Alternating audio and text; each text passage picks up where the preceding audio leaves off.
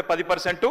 మొత్తం ఆనాడు సమగ్ర కుటుంబ సర్వే ప్రకారం రాష్ట్రంలో బీసీల సంఖ్య 61%.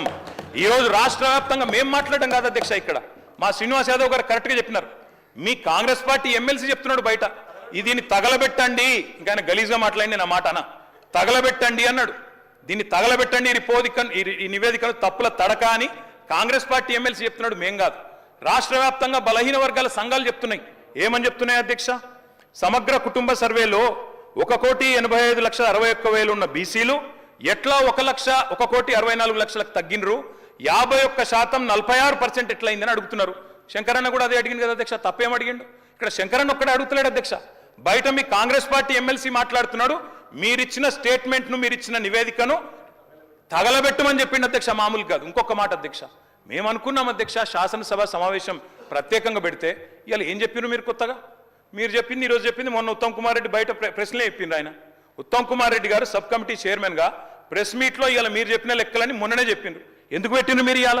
మేమేమనుకున్నాం, 42% రిజర్వేషన్ ఇవ్వడానికి చట్టబద్ధత కల్పిస్తూ బిల్లు తెస్తారనుకున్నాం. లేదా మీరు చెప్పినట్టు 56% బీసీలు ఉంటే ఆ 56% బీసీలకు బీసీ సప్లాన్ తెస్తారేమో అనుకున్నాం. ఏమీ లేకుండా ఇలా వచ్చి ఒక స్టేట్మెంట్ ఇక్కడ పెట్టి ఏదో సాధించడం ఇది చరిత్ర అంటే అధ్యక్ష 5% బీసీ జనాభా. అధ్యక్ష గౌరవ సభ్యులు 9:30 విన్నారే ఒక్క నిమిషం. అరే వినగాదనే వినగా చెప్పినా బ్రో,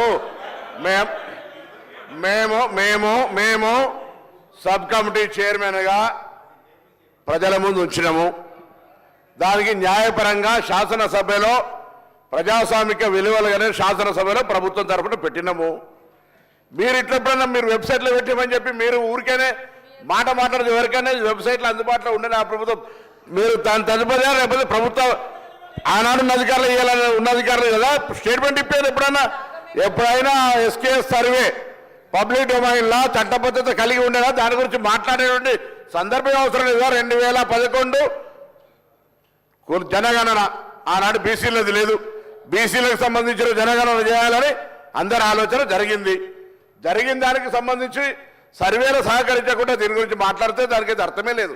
నేనేమంటున్నా, ఎవరైనా ఒకవేళ ఆయా వారి గౌరవ ముఖ్యమంత్రి ఆనాడు అభిప్రాయం చెప్పుంటే మీరు ఇలా కూడా అదే అభిప్రాయంతో ఉన్నారో చెప్పండి. ఇలా జరుగుతున్న కార్యక్రమానికి మీరు ఏం మాట్లాడదలుచుకున్నారు? బలహీన వర్గాలకు సంబంధించి మీరు ఎస్కే సర్వే చేసిన అన్నారు, ఏం మార్పులు తెచ్చినారు, ఏం స్కీమ్స్ తీసుకొచ్చినారు, ఎవరికి బలహీన వర్గాలకు న్యాయం జరిగే కార్యక్రమం తీసుకున్నారు మీరు. ఇలా మేము కమిటీ చైర్మన్ ఉత్తమ్ కుమార్ రెడ్డి గారి గురించి బహిరంగంగా ప్రజల ముందు ఇచ్చినాం. ఇవాళ సభలో వస్తూ ఉన్నాం, 42% రిజర్వేషన్ల కొరకు చట్టబద్ధత తీసుకొచ్చి కొట్లాడదాం. బరాబరి మేము పారిపోతూ ఉండలేం. 42% పార్టీ పరంగా అడుగుతూ ఉన్నాం. ఇక్కడ కూడా న్యాయబద్ధంగా చట్టబద్ధంగా పెట్టాలనే ఆలోచనతోనే ఉన్నాం కదా. ఇలా మేము వెనక పోదలేం కదా. మార్గదర్శకత రోడ్ మ్యాప్ ఇవ్వని అడుగుతుంటే రాజకీయం చేయడానికి ఉపయోగించుకుంటే వెళ్ళాము. ఎట్లీస్ట్ బీసీలో ఇష్యూ కట్టినప్పటికీ రాజకీయం పక్కన పెట్టి చారిత్రాత్మకంగా వచ్చినటువంటి సర్వే మార్గదర్శకత్వాన్ని చూపెట్టండి. బలహీన వర్గాలకు రోడ్ మ్యాప్ ఇచ్చే విధంగా రాజకీయ పార్టీలు వ్యవహారం చేయాలని ఆకాంక్షిస్తాం. అధ్యక్ష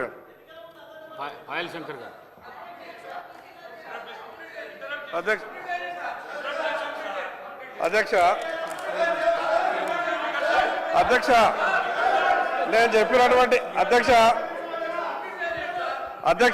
గౌరవ ముఖ్యమంత్రి గారు. అధ్యక్ష ఇప్పుడు 9.5 సంవత్సరాలు మంత్రిగా చేసిన మా తాతలు నేతులు తాగిండ్రు కాబట్టి మీరు మా మూతులు నాకండి. ఇట్లాంటి అర్థం పర్థం లేని చర్చలతోని ప్రయోజనాలు లేదు అధ్యక్ష.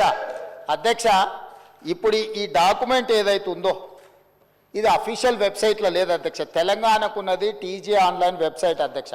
ఇందులో ఎస్కేఎస్ రిపోర్ట్ లేదు. ఎస్కేఎస్కు ఎన్ఐసి ఐటీ పార్ట్నర్ అధ్యక్ష. ఎన్ఐసి వెబ్సైట్లో కూడా ఈ డేటా డాక్యుమెంట్ లేదు. ఈ డాక్యుమెంట్ ఎక్కడుంది అధ్యక్ష? ఎంసీఆర్ హెచ్ఆర్డి వెబ్సైట్లో ఉంది. మరి చెన్నారెడ్డి హ్యూమన్ రిసోర్స్ దాంట్లో ఇందులో ఉంది. ఈ వివరాలు ఎవరు తయారు చేసిండ్రు, ఎవరు అందులో పెట్టిండ్రు, ఎవరు ఓనర్షిప్ క్లెయిమ్ చేయలేదు అధ్యక్ష. Point number 1.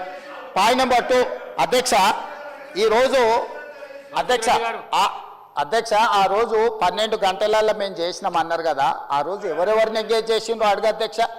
దారిన పోయే దానే నుంచి ఎవడు వస్తుండో, ఎవడు పోతుండో, ఎవరికి ఏ బాధ్యత ఉందో, ఎవరు చేసిండో వాళ్ళ వివరాలు వీళ్ళ దగ్గర ఉన్నాయి అధ్యక్ష. ఇండ్లలోకి వచ్చి అడిగినోడు ఉదయం 7 గంటల నుంచి సాయంత్రం 7 గంటల వరకు 12 గంటల్లో ఇన్ని కోట్ల మందిని మేము చేసినామని వాళ్ళు చేస్తున్నామని చెప్పడానికి నటించి చేసి